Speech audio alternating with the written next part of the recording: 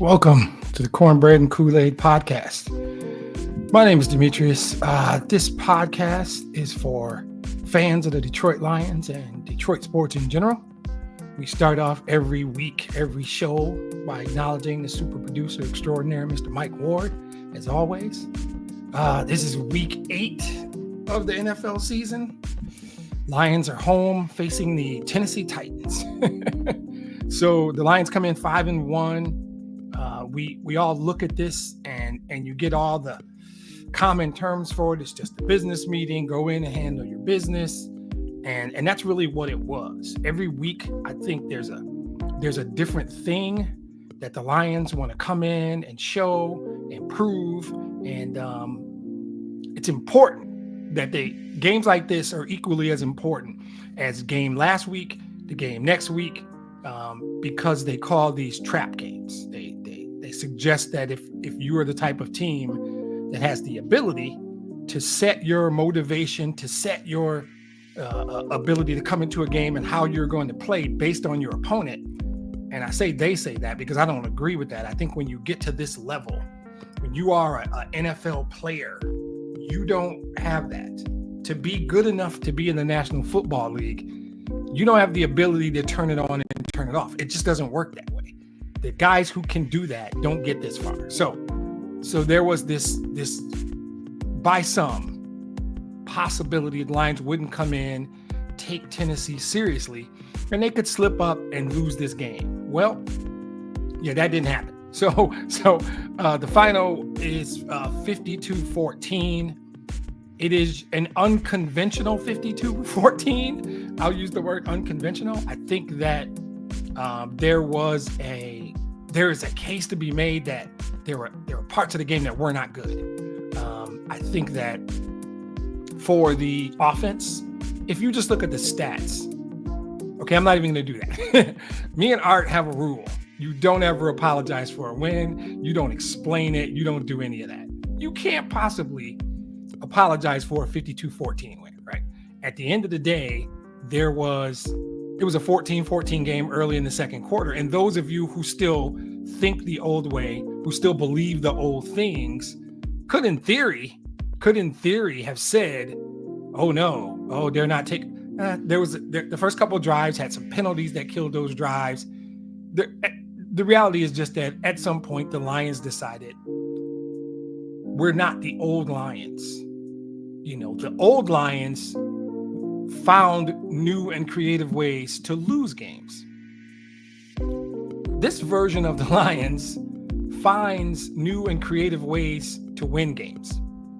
And so this one is what I call a big play win, right? So I do like the business meeting thing. Just go in this week, do your job, take care of business, move on. Get the win versus the bad team. Don't get any injuries, but also look at the film, acknowledge some things, which they're going to do. I don't know that anybody who watched the game says, "Oh, they're perfect." But I didn't think that. And I'm the cornbread eater, the Kool-Aid drinker. But I will say this, and I don't think it's all that dramatic a statement, whether people agree or disagree. I don't know that it's a dramatic statement. I don't think anybody's going to beat this team. I'll wait. They're complete. And let me clarify that. Understand, I did not say they won't lose any games. They may lose one. They may lose more than one. What I said, I meant it. Nobody's going to beat them, right? Because they are a complete team. I mean, I think the difference between them getting beat and them losing is there has to be a better team who comes in and beats them, or you go there and that's not going to happen this year. Now, what might happen, what probably will happen, is the Lions will play a B+, B- game against somebody, probably. And if that's one of the 2 or 3 teams left on the schedule that are good enough from a talent standpoint, they can lose that game. Big difference between getting beat and losing. And I'm not a prisoner of the moment. This isn't recency bias. 5 games is a pretty good set of data points, quite frankly. So I will say it again. There isn't a team in the league right now that's going to beat the Lions. right? If it is, that team is called the Detroit Lions, right? When you were in a 14-14 game and then you drop 38 unanswered on somebody, I don't care how bad they are. Those are NFL players on that other team. When you do it the way they did it today, the beauty of today, and we'll talk past pressure at some point. The beauty of today was there's so many ways the Lions can beat you.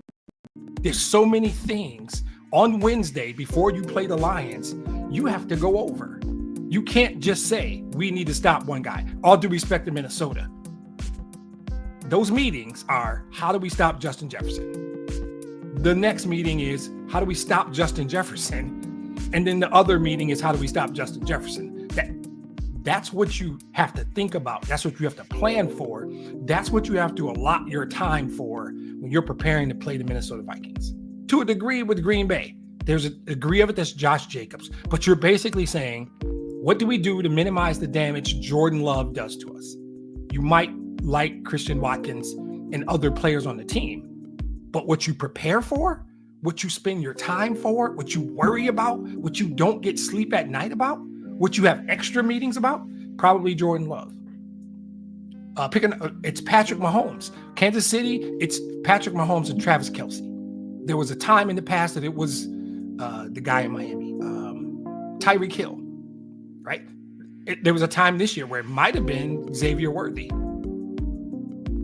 I don't know that you have a meeting trying to figure out how to stop Juju Smith-Schuster. I don't think you do. I don't know that you're going to have meetings worrying about how to stop DeAndre Hopkins, because I think that people hear names. This isn't 2018 DeAndre Hopkins. All due respect. When you prepare to play the Detroit Lions, what's the meeting? Is the meeting Gibbs? Is the meeting J-Mo? Is it David Montgomery? Is it Sam Laporta? Oh, shit. Is it St. Brown? Is it Jared Goff? Is it all of them? Right? That's what it is. And now you got to worry about Khalif returning a punt or Dorsey returning a kick. You got to worry about the safeties. Our safeties are good. And Brants didn't have a great day today. Our safeties are really good. The thing is, I will use the word complete.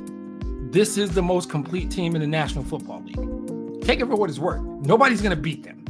They're on paper better than every team in the league. And I include the Ravens, because I don't think the Ravens defense is what people think it is. And I think that, and I should have checked before I went on the air. Hopefully somebody listening will tell me if the Ravens won their game today. It was tight as I was preparing for this podcast. So I don't even know if they won today. They don't scare me. Kansas City doesn't even scare me, because what I don't see is the defense in the National Football League that can stop this offense. You could say, oh, defense wins championships. I don't know. Offense is winning games. Offense is putting up 40 something a game. I don't, where's the defense that's going to stop this? And I'm not talking about today. We can talk about last week. We can talk about the 31 they put up on Minnesota, a team that prior to the Lions coming to town had given CJ Stroud, Jordan Love, and Aaron Rodgers all fits. So we're not going to say Minnesota hadn't played anybody. They had created turnovers. They had big leads in those games. They kind of controlled the game, and Brian Flores was getting all the talk. He deserved it. And then Jared Goff and the Lions showed up. No turnovers. They put up 31. It was not easy to do. This is tough. This is a good football team. This is a problem. This football team is a problem. If all three phases are playing well, they're not committing penalties, they're not turning the ball over, they don't drop passes, they don't miss blocks, that's how you're going to beat them. They've got to play poorly, or you're not beating the Detroit Lions this year. Guess what? The Lions will have a game where they won't play well. They'll play poorly at some point. I hope it's not next week. They'll play poorly somewhere, one of these games. They're not going to play great. And it's fine. I'm fine with that. I don't see a bunch of teams on the schedule that on paper are good enough to beat the Lions. There are 2 or 3 teams on the schedule that if the Lions don't play their best, and I think they'll win some games with a B+ effort. If the Lions go play a C- game, Green Bay will beat them. Buffalo will beat them. Houston will beat them. Chicago might beat them. I don't know. This team doesn't seem to do that, though. Last week was a big time even 2 weeks ago, hell, 3 weeks ago, Seattle, after what Seattle has done to us, was a big game. We went in there, dropped 42, got the win. Then Dallas, right? Everybody talks about Dallas. You're going to Dallas after what happened last December, and I could do a whole podcast on that nonsense. That was a big game. They got up for it, went in, dropped the hamburger right on top of their head. Then last week, okay, Dallas really wasn't that good. You got to go to Minnesota. Brian Flores is giving everybody fits. What are you going to do now? And so went in, put up 31 and won the game. You know, that's what they do. They find ways to win. They're a problem. And I know who I am. I eat cornbread and drink Kool-Aid every day. That's the name of the podcast. That's who I am. We're at a point now where it's not even that, though, right? Take today out. Today was an aberration. Today, they did what they were supposed to do. They really laid the wood to a bad team. They did. But set aside the score, set aside Tennessee, take Dallas, take Minnesota, take Seattle, take all those games and start to put together this trend that you see. The trend you see is simply this. They can beat you in a lot of ways. They are a complete football team. Now, all that being said, still some things we got to fix, right? We still can't get pressure on quarterbacks with four guys. They're smoke and mirrors. They're taping stuff up. They're blitzing. They're doing a lot of tricky stuff on defense to create pressure. Can you get by on that against Tennessee? Yeah. Can you do it next week at Lambeau? I'm not sure. I'm not sure you can. I'm not sure that's going to work in Houston 2 weeks from now. I'm not sure that's going to work against Buffalo or Chicago on Thanksgiving because of their quarterbacks. Because that's four really good quarterbacks, in my opinion. Caleb's good. He's getting there. He'll be better by the time they come to town. The question becomes, we talked last week about the trade options. They got to make a move. I'm at a point, and I think I sent the guys a text during the week. I changed my mind. I think we need to make a move. Now, Oakland. Las Vegas owner, Mark Davis, has come out and said Max Crosby's just not available. So I'm not even going to do the Max Crosby stuff. I don't think you go so far as to do a Max Crosby type thing anyway, or a Myles Garrett thing. I just don't think that's the necessary move because you can do some of the creative things. And you're not going to play Mason Rudolph every week, so don't use today as the barometer. And even today, he had a bunch of time. They didn't really get pressure on him. We saw it last week against Bradford. To be honest, we have quarterbacks coming up that are better than I call him Bradford. Sam Darnold. Better than Sam Darnold, better than Mason Rudolph. Jordan Love's better than those guys. And if Jordan Love doesn't play because of a groin, Malik Willis might be better than those guys. I know for a fact Josh Allen's better. I think Caleb's better. I'm pretty sure CJ Stroud's better. We have to be better. We have a unique opportunity right now.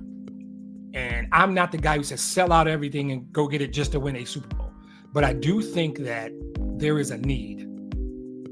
There is an undeniable need, and we have the ability. We have the draft capital. We have the cap space. We have the ability to go do it. And what it is, what it looks like.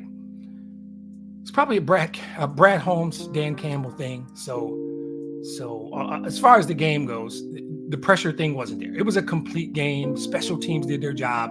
I think. The two things you have to think about. We have 2 games of data on what this team looks like without Hutch relative to ability to get to the quarterback without blitzing. That is the key. If I have to find something after a 52-14 win, and I don't generally do I need to find something negative. That's not me. I'm an optimist in life. I am certainly an optimist about this football team. But with 2 games, there are 2 things. One, we have the opportunity right now to do something special. And I think we have to remember that, right? And 2, how far can we go? Sit down and have an honest conversation with yourself. Holmes is in the room. Brad Holmes, Dan Campbell, AG's in the room. How can we do it? And the reality is without blitzing and doing all this creative stuff, you can't. So that informs you, okay, you got to go make a move. And maybe last week was due diligence. Who's out there? We didn't get pressure on Darnold. Who's out there? What will it take? And And now this week you've seen it again, and now you're having a different kind of conversation. I need a new guy on the roster Tuesday morning so he can be ready to go to Lambeau. I don't need a dude that needs a couple weeks to get up to speed. Yeah, no. That's my only pushback.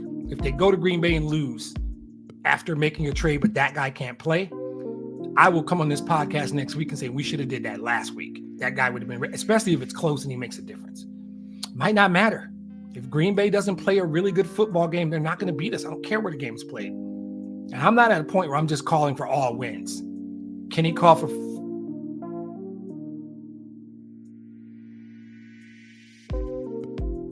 15-2 last week? They're a more guy. I'm still 13-4 guy. But I don't see 4 losses.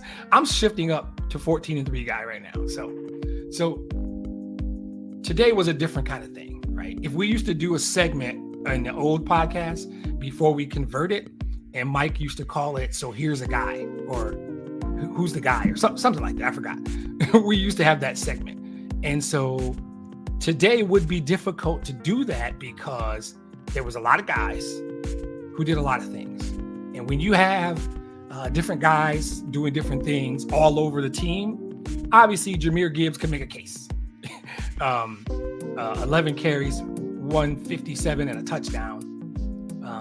The big one, the 70-yarder, obviously, big play. I called this earlier a big play win. This was 5, 6, maybe 7 big plays, whether they're turnovers, special team returns, or big play like Jahmyr. All 3 phases of the game, big plays all day. I think Alex Anzalone could have a case. I feel like I didn't pull his stats because I don't really think Anzalone's stats represent his value. Alex Anzalone impacts the game in a lot of ways, and it doesn't really seem like it. You can't really tell how much Alex Anzalone impacts the game, but he does. I think obviously Khalif Raymond has a case. If I had to give a game ball, when they do the game balls afterwards, and you'll see it on YouTube, I don't know, an hour or so, I would be shocked if Khalif Raymond doesn't get a game ball. I think you could make a case for the punter. And I don't really get down with punter stats that often, but there were 2 or 3 of those where he just lit it up, 60 plus yards, and buried them, pushed them back. And that was important, you know. So Jack Fox has a case. So here's a guy I could say Gibbs, Anzalone, Khalif, Jack Fox, Kirby Joseph could make a case. That's when you know your team's good. When you can't pinpoint the 1 or 2 guys, because there's actually 5 or 6 guys. You could pinpoint AG, what he's doing without Hutch. There's a lot of things you could do here. I think that, Goff had a horribly disappointing game, just 12 of 15, 85 yards and 3 touchdowns. He sucked today, right? If you don't know me, that's sarcasm, because that's his jersey and everybody knows how I feel about Jared Goff. I don't even know what to say anymore about Jared Goff. I could ask, what do you want me to say? Here's the deal, though. People are using the term hot. Lions offense is hot. Jared Goff's on a heater. I'm going to just call BS. They're not hot. They're good. And that's a different statement. That is a significantly different statement. They're not lucky. They're not playing all bad teams. They're super efficient. As you can see, that stat I have on the screen, if you really take a minute and think about it, it's unbelievable. I don't know that where it goes down in history, but the statistic itself speaks to Goff. It speaks to the entire offense, because St. Brown has one of those throws to Goff. Demo had one of those touchdown throws today. But the efficiency of this offense, they're just a machine. And I have enough data points that I'm done with saying they're hot or they're on a heater or they're lucky. I think this offense is really, really good. When you take this offense, so my question from earlier remains. Somebody tell me the team that's going to stop this offense. Even if you still have concerns about our ability to rush the passer, what you're telling me is we're going to have to win some shootouts. We might have to win one next week. Guess who's okay with that? Jared Goff and me. And Dan Campbell and Brad Holmes and Sheila Hamp. Right. Okay. Because what the Lions have shown, consistently is there's 50 different ways they can win games, and they'll win it some way, somehow. And Art has a rule: we don't apologize for wins. We don't apologize for wins. I don't care how they win it, right? I joke about golf stats. The rating on that is still probably 115 or something, and it just doesn't matter because Jared Goff is humble and he doesn't care. And afterwards, he would say, "We won the game. It's a team effort." They're all three phases. Today might be a special teams win. The short fields they got, everybody contributed. That's why I don't think they can be beaten. If they come in and play a bad game, great. The efficiency of that kind of stat, hard to quantify, hard to really put it into the proper context. How to quantify that, because that's what really good teams do. And we saw in Tennessee today what really bad teams do. The reason teams are bad are not just because they don't have talent, especially at the quarterback position. If you don't have talent, it's tough. But every player in that league is really good. They're good. Bad teams commit penalties. They commit costly penalties. Bad teams, and penalties aren't just mistakes. Sometimes my guy's got me beat, so I got to grab him. I got to hold him, or he's going to kill my quarterback. This receiver's got me beat. I got to commit PI or hold him because he's going to score a touchdown. Sometimes it's when they're just better than you, and there are plays, 2, 3, 5, 8 plays in a game, we have to commit a penalty, or it's over, or it's over. This stat tells you which team is the better team. I mean, the score probably told you that. But what you know about the Lions offense is that they're uber efficient. They're uber efficient. And when you're going to commit penalties and give them short fields, because that's the other stat. This is the stat I say consistently. 6 years of this podcast, I will say I have quoted this 10 times, maybe more. You turn the ball over, you lose.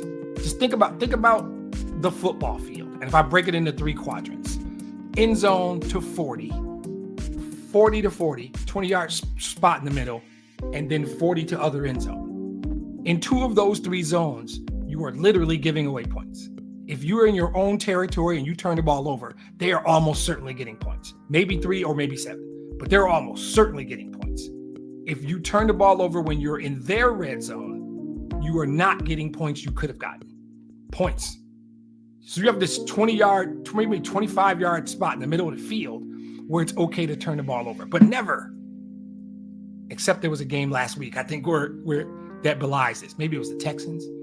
If you lose the turnover battle +2, I think you're on the other side. If you lose it +3, you're almost certainly going to lose. Probably in the 90% chance you lose. You lose a turnover battle by 4, my guess is you got smoked because it's points. Turnovers are just points. Occasionally there's an odd situation, but statistically speaking, turn the ball over 2 times more than your opponent, you're going to lose that game. 3 times you're certainly going to lose. 4 times you're getting smoked. You're getting run out of the building. And that's what happened today. But that's what bad teams do. Bad teams commit penalties. Bad teams turn the ball over. That's what happened. That's really today. The big plays were the 4 turnovers, 2 fumbles, 2 interceptions, if I'm not mistaken. The 2 huge returns, the big Gibbs run, big plays, 7, 8 big plays are why that game is so different than it could have been, right? It was really just a really, really good team beating a really bad team. That's what they're supposed to do. So today was just like we asked for, just like we thought. Just go in and take care of your business. I don't need it to be pretty. I don't really care. Sometimes I get on this podcast and I sound worked up. How can I get worked up about a 52-14 win? What am I supposed to come in and say to keep you guys interested? Right? This is a challenge, right? But I have something to say. I think that there's still a need for a pass rusher. We got to do that. But today was today. Next week, I'm already on the next week. I was on the next week at halftime. Like, I started peeking over at the Packer game. I started wondering exactly. So my son just chimed in. Dismantling. That's the word I used in the description of today's podcast. Dismantling. That is when you just pick them apart. They beat the Titans in every way possible. And oh, by the way, that's a 3-quarter game. Lions took their foot off the gas in the 4th quarter. We realize that, right? Goff didn't play in the 4th quarter. A bunch of people didn't play in the fourth quarter, but that's what you're supposed to do. So I'm not impressed by the spread of the win. I am impressed by the completeness of the win, that every group contributed to the win. It was a dismantling. That's exactly what it was. I appreciate the feedback, but that's what it's supposed to look like. So let's look at the next couple, right? The next couple, this is important. This is a big deal, right? Because I, being who I am, I want to buy into everything I've said in the first 25 minutes of this podcast. I think the Lions are the best team in the league. There's times where people laugh. There was this dude who used to try and troll me on the podcast. I haven't seen his ass in a while. He doesn't want any of this smoke. He doesn't come around anymore because I think he sees what we see. I could go back and say they gave away Tampa, but I think that was a blessing in disguise. That loss actually didn't bother me because that loss, I think, probably changed the way they practiced the next week. And the team that was in Seattle was hungry. The team that went to Dallas was vicious and violent and aggressive. And for football, these are okay terms.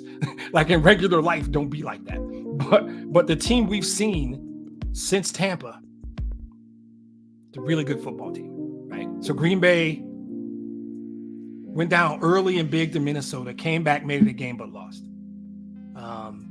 They beat Houston on a last-second field goal, if I'm not mistaken. And then they won today on a last-second field goal against Jacksonville. Now, I didn't watch enough of it to make some value judgment about who Green Bay is.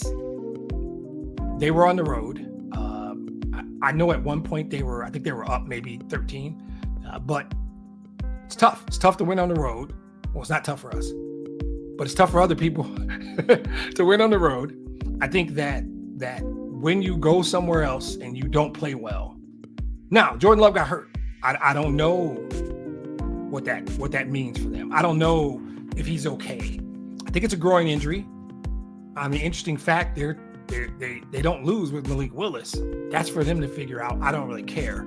I'm not sitting here suggesting Malik Willis is better than Jordan Love. That would be absurd. He's just doing what he's supposed to. He's backup quarterback. He's supposed to come in and not have a huge drop-off. Do what you're supposed to do when the starter's out to win the game. And he made at least one great throw because the Lions were done and I caught the last drive. He did what he was supposed to. To me, none of that really matters. I'm not going to do some whole pregame about the Lions and Green Bay and Lambeau. The Lions don't need motivation to go to Lambeau. They don't need special reasons. They don't need anybody hurt. I don't want Jordan Love to be hurt because I don't like excuses. I want to go in there and open a can against their best players in their house, which we've done before. I mean, we've done recently. I mean, we did last year. They paid us back, but winning in Lambeau is not a thing anymore. We've done it the last 2 years. It's not a thing. It was a thing at one time. It was this, yeah. We went years. We probably went decades without winning in that stadium. That's over. This team doesn't care where the game's played. This team doesn't care, contrary to popular belief, whether the game is inside or outside. This team doesn't care if it's cold. We'll find out. They got to go to Chicago. This team has maybe another outside game somewhere. That's the schedule maker's problem, not ours. When the time comes, there'll be no problem. But it won't matter if we're 14-3 because all the playoff games will be in Detroit or New Orleans. So who cares? So I don't even care about that. And you're going to hear all of that. The biggest thing is, okay, Tennessee's a really bad team, so this wasn't that big a deal. Okay, cool. You still can't get pressure on the quarterback rushing 4. Truth. No denying it. I think Brad Holmes will answer that for you. I think that Green Bay is a good team. I think it'll be a good game. To me, it's my statement stands. Nobody's going to beat the Lions. If the Lions go to Lambeau and play a sloppy game, turn the ball over, commit penalties, miss blocks, miss tackles, Green Bay will beat them. That team that wears this color is not doing that right now. They're not turning the ball over. They're not committing dumb penalties. They are playing an aggressive style of defense that challenges the other team's quarterback, that challenges the other team's receivers, that challenges the other team's defense.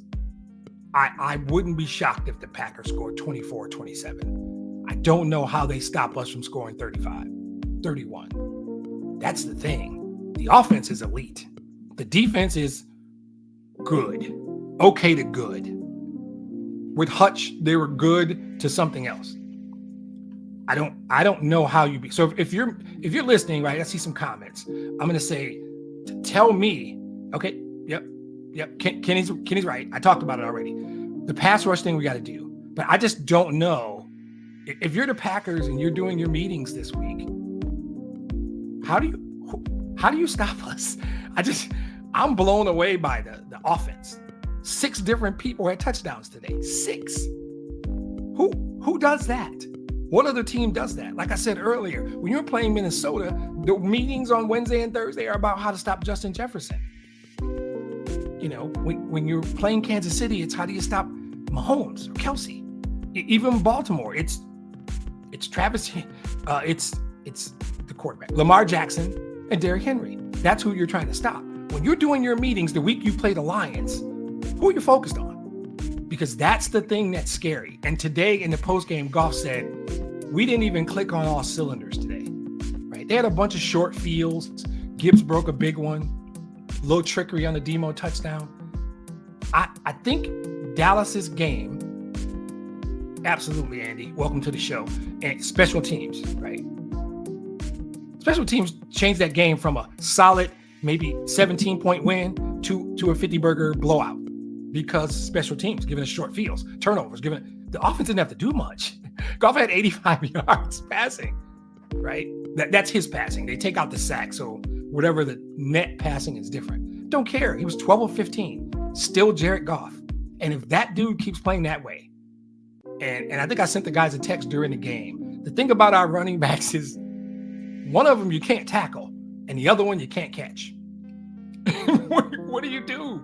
Who do you prepare for? St. Brown probably had 2 catches today. J-Mo's out.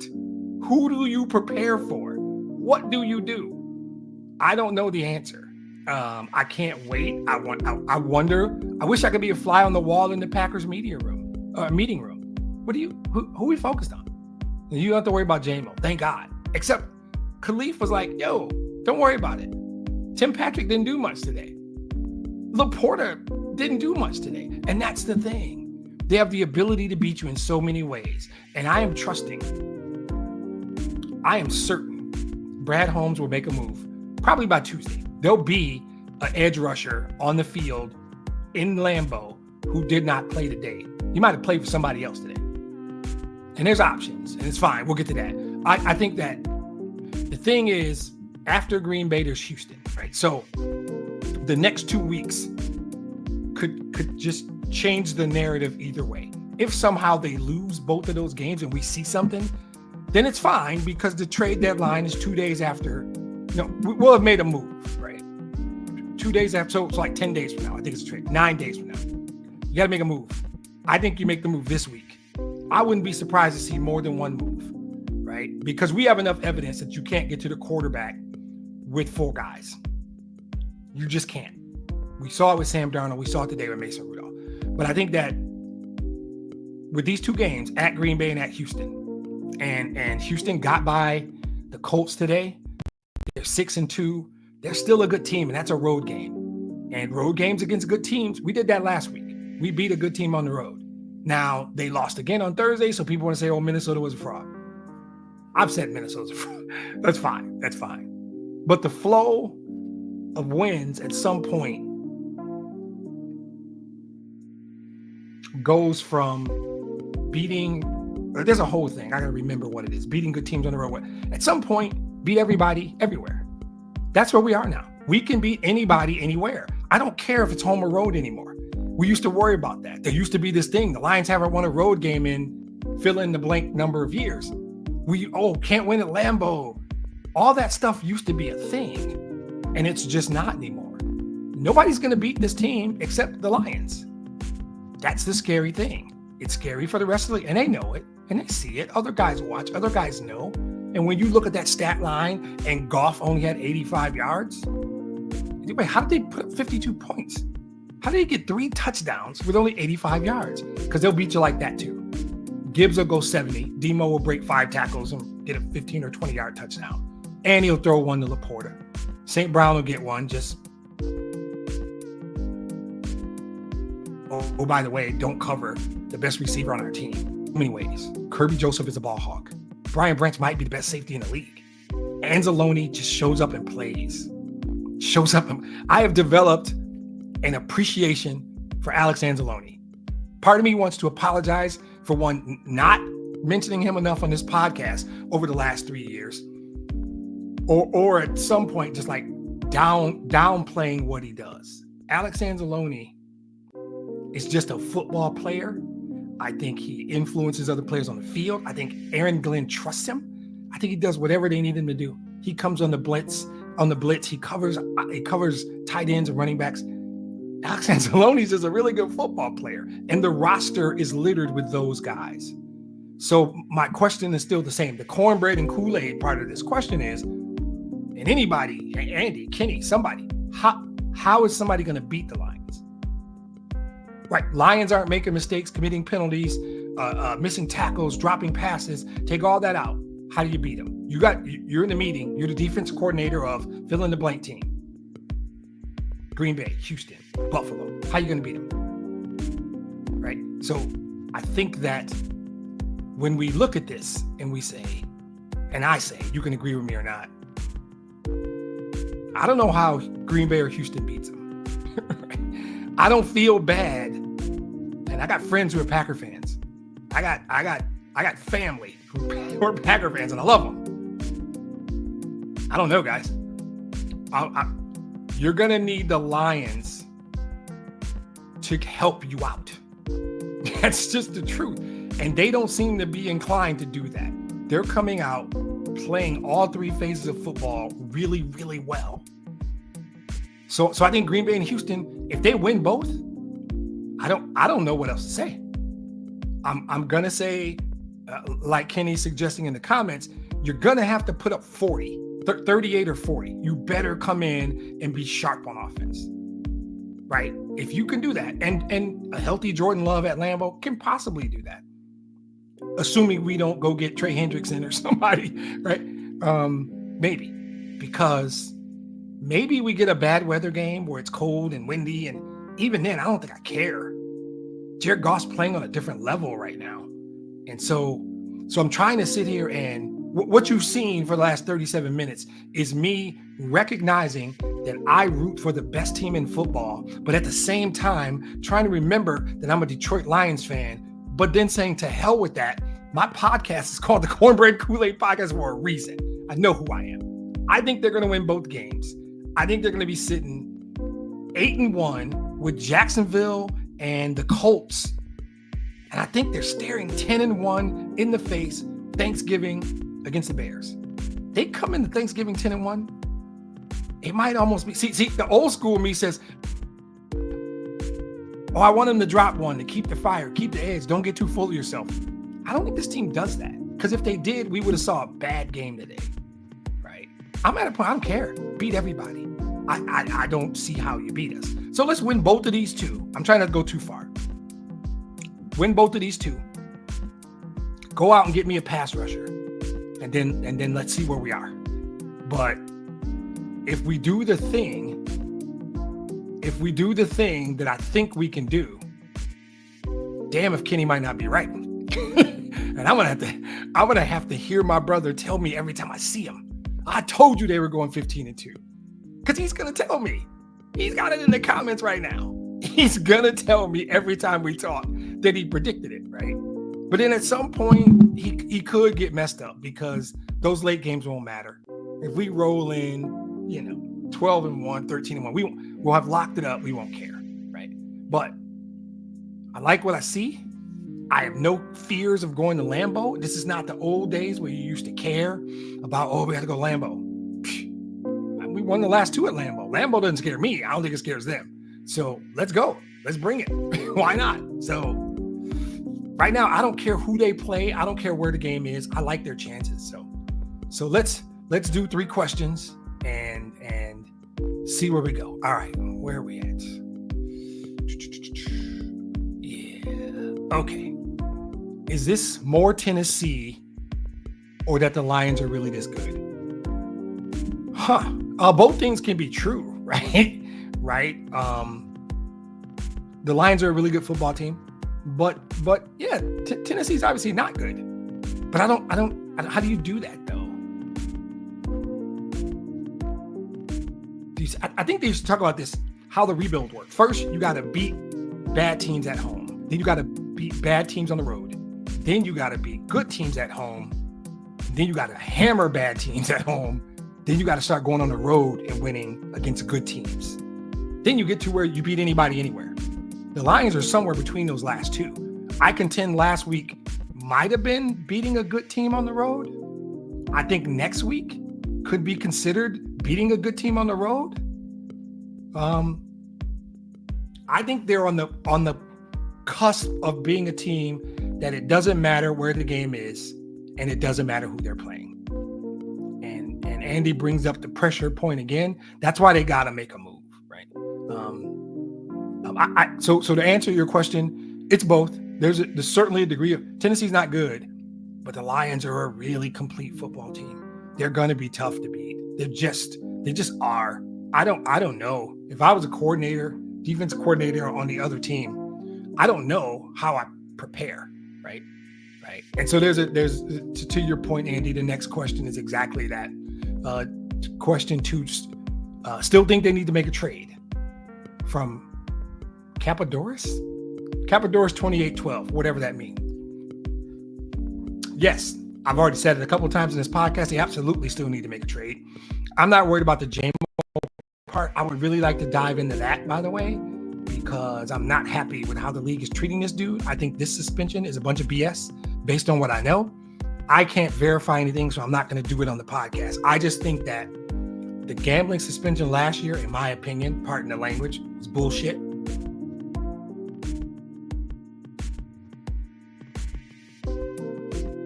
And I think this one, bullshit.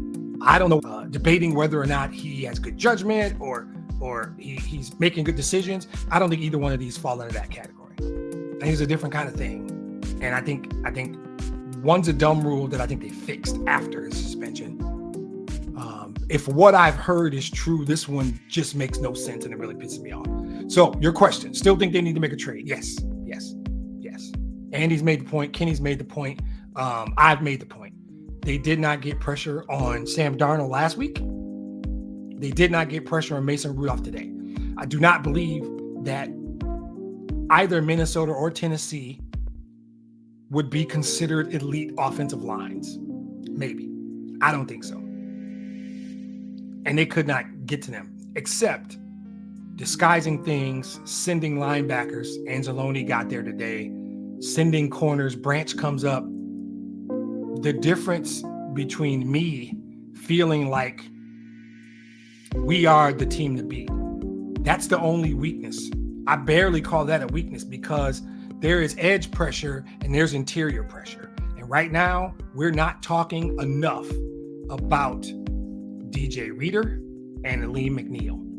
We are not getting pressure on the quarterbacks. Oh, okay. Sorry. I misspoke what Andy meant. Andy was talking about O-line play and the pressure that Goff was feeling today. That's another good point. Now, Tennessee's probably a better defense than I thought. Simmons is good. Harold Landry should be a Lion. That's a good point to bring up, Andy. I got to mention that. Goff took some shots today. And at one point, his ankle was wrapped in ice and he was limping. And I didn't even like him being in the game as long as he was. But I really want to look and see if that's something we need to be concerned about. I saw Decker whiff on the first play, just a straight whiff. I saw Glasgow get beat once. Zeitler got beat once. You can coach that up. I think you can clean that up. I'm hoping you can clean that up. We're going to keep an eye on that. Remind me next week, Andy, if we feel like Green Bay is getting an inordinate amount of pressure on Jared Goff, because I really want to see. They go back and look at that film. Dan Campbell does what Dan Campbell does, and hopefully the O-line can clean that up. But so I think both of those, if I had to dig for a team that won 52-14 today, for a team that's 6-1, for a team that I do not believe can be beaten, and to Kenny's point, Tennessee had a highly ranked defense, number one, but today. Today, a lot of it was they gave us short fields. Our running game is just too difficult. And so I want to see what they talk about in terms of the O-line play. I think Andy's got a good point. Some of those, the guys are piling on Decker right now in the comments. I still like Decker. But today he didn't have a great game. Now, Andy, you're gonna. All right, sorry, I'm engaging with the comments. I will do this sometimes. It makes me. Don't you badmouth Jared Goff. Don't. Jared Goff is fantastic. Do not try. Andy, you're killing me. Everybody wants to give credit to Ben Johnson or the O-line or the running game. No, won't take that, Andy. We're not doing that. Jared Goff is a really good. Jared Goff's a great quarterback. Sorry, they're talking about him as an MVP. Now, you might just be saying if the offensive line doesn't play well, they will impede what my great quarterback can do. But don't you dare chime in and tell me Goff's great because of the offensive line. I'm kidding, Andy. I'm kidding. I'm very sensitive to Goff criticism. I am the data, guys. The data screams Jared Goff is one of the best 5 quarterbacks in football. And when I say it, I get stuff in the comments. I get emails. I'm going to get it all week. And I just don't care. Today, he showed he was tough. To Kenny's point, he showed he was tough today. Add another thing to his toolbox. He was out there gimpy on an ankle, and he didn't have to win the game today. That's the beauty of it. Oh, God. Okay, all right. I'm getting back on track because these guys are killing me. Oh, Andy, we're going to talk, bro. So for the record, in case I didn't mention it, Jared Goff's not mobile. He's not. So now Andy's got me. Okay, so I'm doing it now. I don't care how long I go.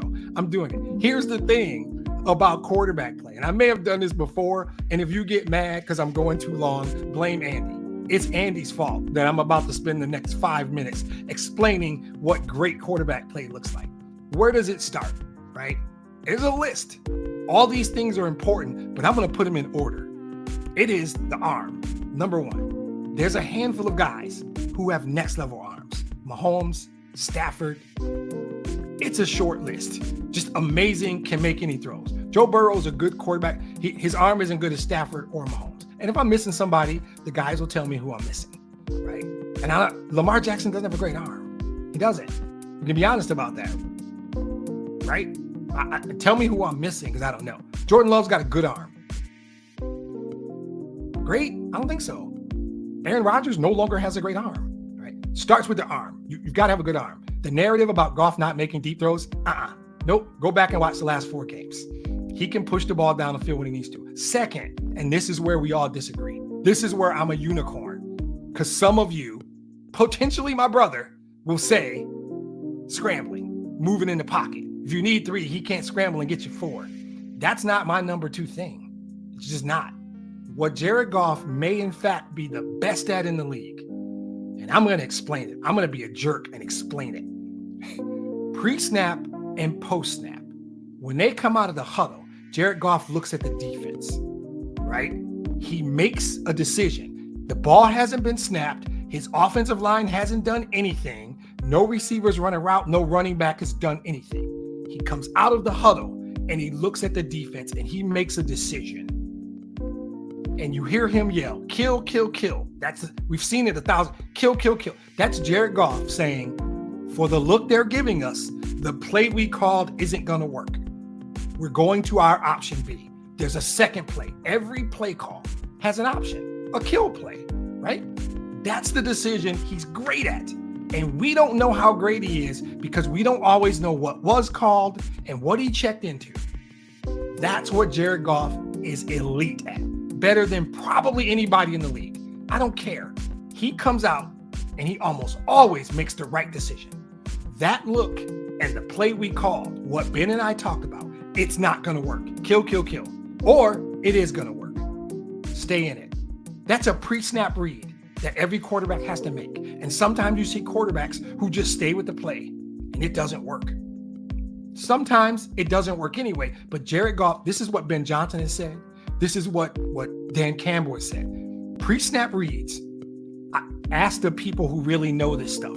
They will tell you there aren't many guys better than Jared Goff. Then right behind that is post-snap reads. You see them point out the middle linebacker. They will point and yell, Mike, Mike, Mike.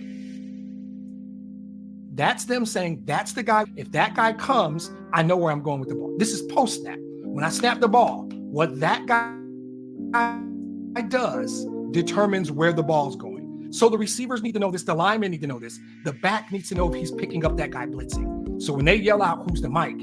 That's him telling his guys, that's our key. What that guy does determines the play, determines the progression. That's the other thing he's good at. Whatever that guy does after the snap, and Minnesota's the best example. They would put 7 guys up on the line. All those guys aren't coming. Jared Goff could figure it out. The best play was a touchdown pass to St. Brown last week. They blitzed. Penei Sewell went Superman and blocked 2 guys. But Goff saw what they were doing, snapped the ball, read what they did immediately, and made the right decision. Jared Goff is elite at that. Lamar's not elite at that. And I don't have nothing against Lamar. I'm thinking you guys overvalue footwork. I want that. The stuff between the ears. The dude who comes out of the huddle, knows what he sees, and knows what to do, change the play or not. The dude who snaps the ball understands what the safety's doing, understands what the middle linebacker's doing, and knows where to go with the football. His 80-something% completion percentage says that he is elite. All-time elite at that. One of the best in the game now, one of the best ever. And the narrative that he can't make any throw, BS. BS. He can make every throw. That's what Jared Goff does. After that, before I get to footwork, in the huddle, he's a leader. They love that dude. So when they're down 4 and they got the ball to 20 with a couple minutes left, or last week down 2 or 1, whatever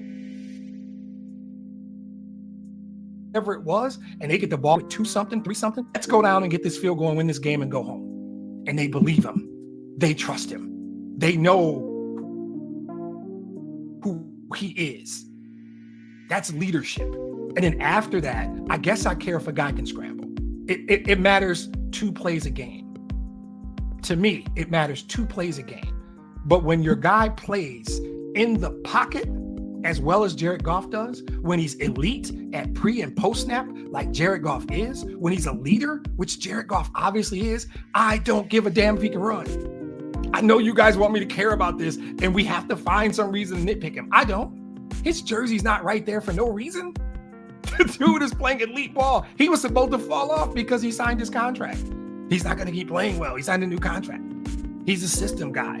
Sean McVay threw him under the bus, said he was okay, fine. Greatest trade in the history of trades. Thank you, Brad Holmes. Go look up that trade. See what we got. Don't tell me about Brad Holmes anymore. Now, so I admit up front, I am a Jared Goff guy. I know who I am. I think Jared Goff is one of the best 5 quarterbacks in football right now. Period. That's it. It is. You can keep looking at him and worried that he can't run. I don't give a damn. I don't want I got Jahmyr Gibbs and David Montgomery. I don't want Jared Goff running. Don't. I want him to do what he does better than almost any quarterback in the league. Pre and post snap, he can make every throw, and he's a damn leader. They love him. That's why I feel about Jared Goff. Now, you guys can say, oh, he's only that good because Ben Johnson's calling plays. He's only that good because he's got a great offensive line. And there's okay, great. So what you're saying to me then is anybody can do it. Okay. And you're right, Andy. The Kool-Aid is cranking today.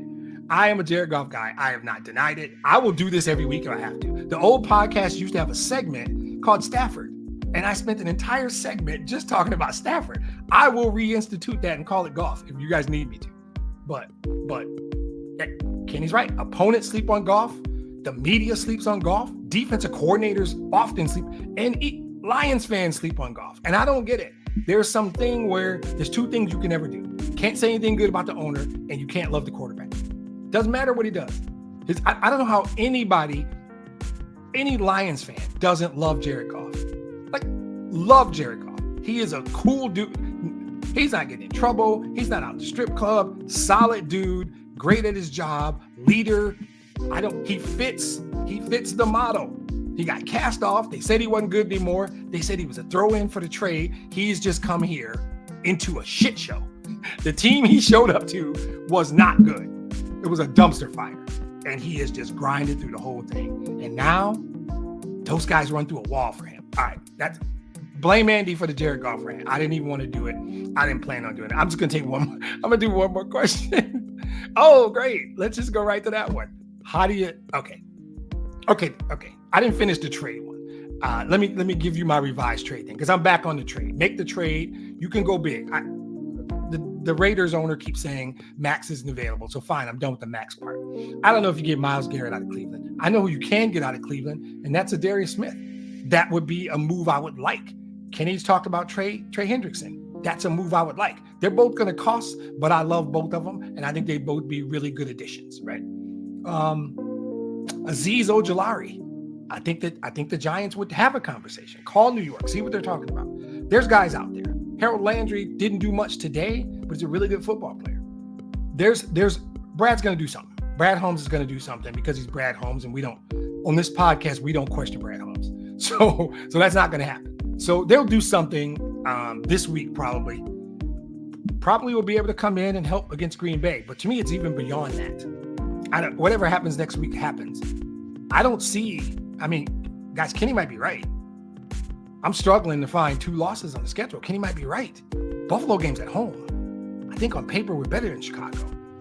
If one of those late games doesn't matter, Minnesota, San Francisco, like 17-18 week, maybe. I don't see anybody beating us straight up because they're better. So Kenny might be right. I don't know if they win next week, if they win the next 2, I'm gonna have to jump on the train with Kenny. Because if they win, these are the two.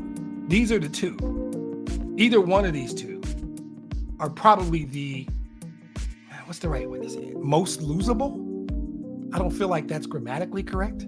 The next 2 are probably the most losable games on the schedule. I like Buffalo, but that game's in Detroit. Chicago doesn't scare me unless it's crazy. I don't see Indianapolis. I don't know where all these losses are. Kenny is getting comfortably right in this situation. So we'll see. Last question. How do you stop this offense? I think I've been talking about this all pod. I don't think you can. I mean, I think Minnesota was supposed to do it last week. They gave Stroud, Love, and Rodgers fits, and Goff just went in and did Jared Goff stuff. Well, the offensive line went in and played great, and Ben Johnson called great plays, and they ran the ball, and they all make Jared Goff look good. That was for Andy. We're good, Andy. I'm just messing with you. I don't think you stop this offense. Again, it's hard to keep saying Kenny's right or Kenny might be right, but you might just have to outscore us. You might have to put up 40 to beat us. And if you can come in or we come into your place and you put up 40, maybe. But I'm looking at the schedule. I don't see these explosive offenses that are going to put up 40. More importantly, I don't see a defense on the schedule. We might have played the hardest defense today. Or the last 2 games on paper were the 2 toughest defenses. I don't know. I think you're going to have to score a lot of points to beat us. I just do. So I don't know how you stop this offense. We're going to have to make mistakes. No, that's the answer. To Andy's point, if the offensive line doesn't play great, you can get to Goff a few times. Get him out of the game, for example, which he doesn't really miss games. Knock on whatever this desk is made of. If they commit penalties or like false starts and holding penalties, kill drives, if they drop passes, if they do that kind of stuff, maybe you can slow them down. Maybe. But yeah, I don't see anybody else stopping them, right? And I think that, yeah, great point. If you're old enough to remember the early 90s UNLV Running Rebels college basketball team, that's the Lions. I think the Lions are actually akin to the greatest show on turf. Those Kurt Warner, Isaac Bruce, Rams, Torrey Holt, right? Oz Hakeem, those Ram teams. I think that's what it is, because Kurt Warner's in the Hall of Fame. but he was bagging groceries at one point. And I think Jared Goff is a comp. I don't think Kurt Warner could run, right? I think Mike Martz was their play caller, and everybody said he was a genius. And when he became a head coach, he failed miserably. By the way, for all you people, Ben Johnson's a genius. Great. Ben Johnson's a really good coordinator. I'm just sick of, how come we can't just say Jared Goff's great? I know I finished last week's podcast with this. Why can't we just say Jared Goff is great? I mean, I'll take the time. I'll give you guys a week to think about it. But don't give me the offensive line makes him great. Don't give me Ben Johnson makes him great, because I know in a work environment, there is a strategy, and to execute the strategy, everybody has to do their job. So if everybody does their job, but we say, oh, it's the creative play calling, it's the offensive line, it's the running backs, it's everybody except the dude pulling the trick. Thank you, Andy. Okay, finally, Andy has acknowledged that Jared Goff is great. I can wrap up this podcast. I can wrap up this podcast now in good conscience, because Andy has given me what I needed. One other person who says Jared Goff is great, unless he's talking about Ben Johnson. I don't know. Yeah, that's kind of all I've got. Good win, unique win, full team win. I still don't think they played their best game. I still think they played better in Dallas. I still have concerns about pressure. We got to get a pass rusher, an edge rusher. And there are guys out there. It can be done. Brad Holmes knows this better than anybody. He's not sitting around listening to my podcast going, oh, you're right. He already knows. He's already working on it. I don't ever question Brad Holmes. So I think they'll be fine. I'm looking forward to next week for a lot of reasons. I have friends, I have family, I have Packer fans that I know and love. And we will see how that goes. So thanks for joining today. I think it was a good win. You did what you were supposed to. Exactly what you were supposed to.